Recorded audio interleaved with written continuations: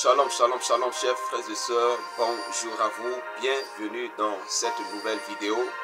Je salue nos fidèles abonnés, tous ceux-là qui à chaque fois qu'on a une nouvelle vidéo prennent beaucoup d'attention et d'intérêt à nos enseignements.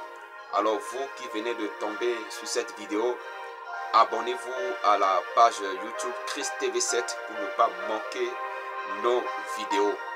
Alors, chers bien-aimés dans le Seigneur, je vous salue. Pour ceux qui ne me connaissent pas encore, votre frère, votre serviteur, Roche Euseb Cézin. Alors, dans cette nouvelle vidéo, comme promis, nous allons commencer un thème sur le chrétien et l'Église. Parce que nous entendons beaucoup de choses. Et même quand vous regardez un peu les médias mondains qui souvent sont dans cette confusion. Parfois on dit que non, chrétien catholique, on entend ça parler, chrétien évangélique. Même dans le milieu chrétien, même on entend ça.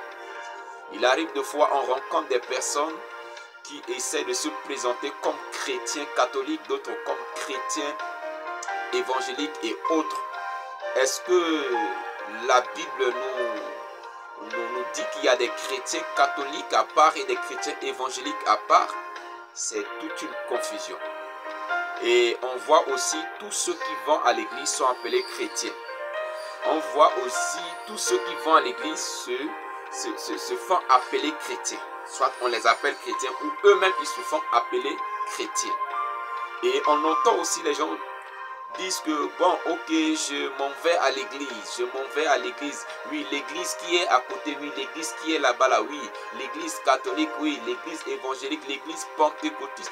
On entend parler de ces choses et beaucoup sont dans la confusion. Il y a des personnes qui ont fait des années dans l'église, dans une église locale, et ne savent même pas, ces personnes-là ne connaissent même pas la différence entre ces choses que nous venons de mentionner. Alors il est important, bien aimé dans le Seigneur, qu'on en parle pour éclairer les enfants de Dieu.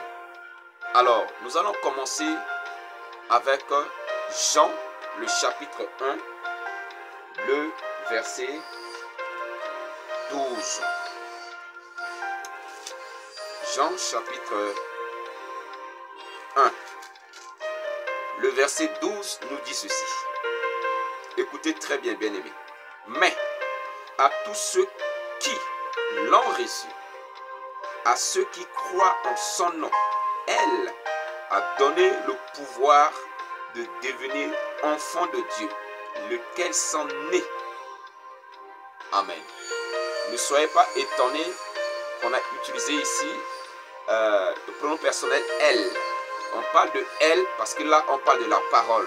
Mais cette parole qui a été faite chair, il s'agit du Seigneur Jésus-Christ. Donc tous ceux qui ont cru au Seigneur Jésus-Christ, le Seigneur Jésus-Christ leur a donné le pouvoir de devenir enfants de Dieu. Voilà ce que le verset veut dire. Alléluia. Quand tu crois en Jésus-Christ, la Bible dit, le Seigneur Jésus-Christ te donne le pouvoir de devenir enfant de Dieu. On n'a pas dit de devenir chrétien. On a dit le pouvoir de devenir, excusez-moi, voilà, de devenir enfant de Dieu. C'est un pouvoir qu'on a reçu par la foi en Jésus-Christ de devenir enfant de Dieu et non chrétien. Alors, d'où vient cette appellation chrétien? On dit que nous sommes des enfants de Dieu. Beaucoup de personnes ne se présentent pas comme des enfants de Dieu, mais comme des chrétiens tout simplement. Eux-mêmes, ils se présentent comme des chrétiens. Alors que la Bible dit, quand tu crois en Jésus-Christ, il te donne le pouvoir de devenir enfant de Dieu. Vous voyez, tout être humain sur la terre est une créature de Dieu. Mais seulement ceux qui ont cru en Jésus sont devenus des enfants de Dieu. Il est important de faire cette précision. C'est ce que la Bible nous révèle. Si tu n'as pas Jésus-Christ, tu es une créature de Dieu. Satan est une créature de Dieu. Mais tous ceux qui croient en Jésus-Christ, Jésus-Christ leur donne le pouvoir de devenir enfants de Dieu. Alléluia. Allez un peu plus loin. Actes des Apôtres, le chapitre 11, le verset 25 au verset 26. Qu'est-ce que la parole de Dieu nous dit là-bas? La parole de Dieu dit, Actes des Apôtres, chapitre 11, le verset 25 au verset 26. Il est écrit, Barnabas se rendit ensuite à Tarse pour chercher Saul. Et l'ayant trouvé, il l'amena à Antioche pendant toute une année. Ils se réunirent aux assemblées de l'église et ils enseignèrent beaucoup de personnes. Ce fut à Antioche que, pour la première fois, les disciples furent appelés chrétiens. On dit pour la première fois, les disciples. Donc, l'appellation qui était donnée aux enfants de Dieu, c'était des disciples. On a vu même, quand Jésus était sur terre, on parle des disciples de Jésus. Un disciple, c'est celui qui suit l'enseignement d'un maître. Voilà pourquoi, quand l'apôtre Paul s'est présenté pour se défendre, il se présente comme auparavant disciple d'un certain docteur de la loi. Alléluia. Avant de devenir disciple de Jésus-Christ. Parce que dorénavant, il ne se conforme plus aux enseignements de ce docteur de la loi, mais il se conforme aux enseignements du Seigneur Jésus-Christ, à la révélation que le Seigneur Jésus-Christ lui donne par sa grâce.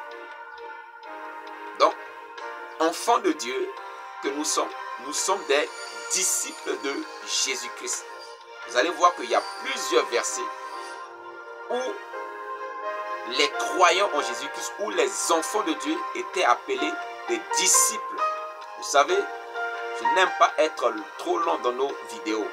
Et c'est pour vous éviter beaucoup de lectures que je suis parti directement dans ce verset. Mais vous allez voir que dans plusieurs versets de la Bible, les croyants ou les enfants de Dieu étaient appelés des disciples. Alléluia. Jésus de sang vivant, ceux qui le suivaient, qui suivaient ses enseignements, qui l'accompagnaient partout, étaient appelés ses disciples. Alléluia. Mais la Bible dit, quand Barnabas a pris Paul, ils sont arrivés à Antioche, ils ont passé toute une année en train d'enseigner les frères. Et l'enseignement qu'ils donnaient a apporté un changement dans la vie des disciples. Dans la précédente vidéo, on a parlé de l'engagement qui nous fait naître de nouveau. Maintenant, quand tu es né de nouveau, il y a encore certains comportements en toi ou en nous qui a besoin de la transformation.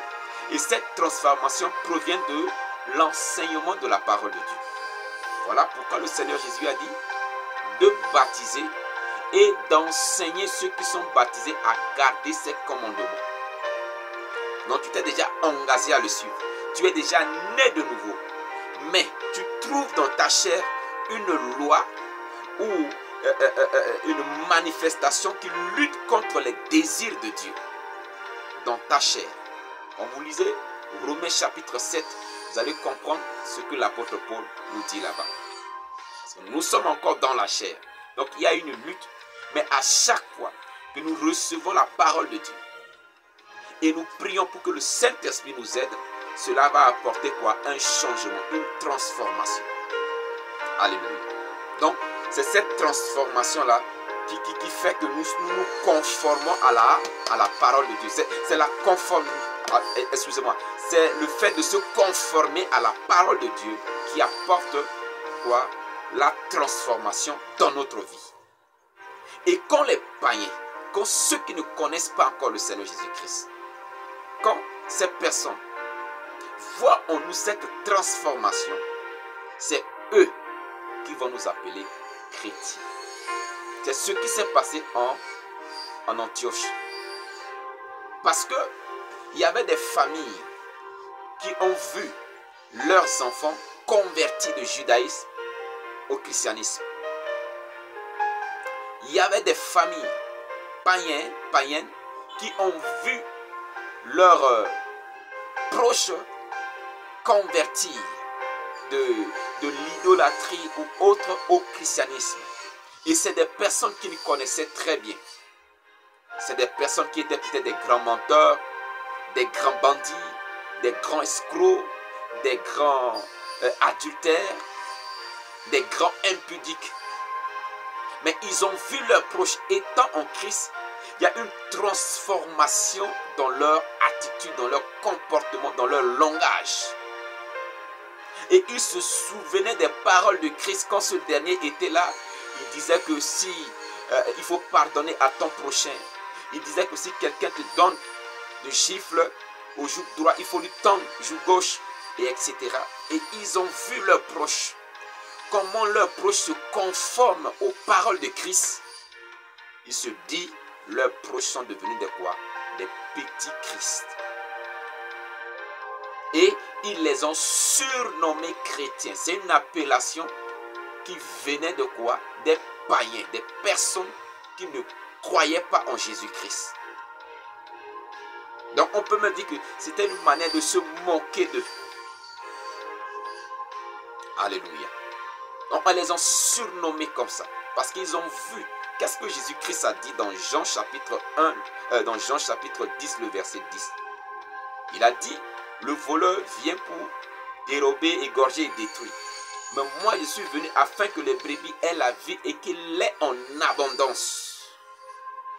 Donc quand Christ habite en nous à travers le Saint-Esprit, cela apporte une transformation dans notre vie.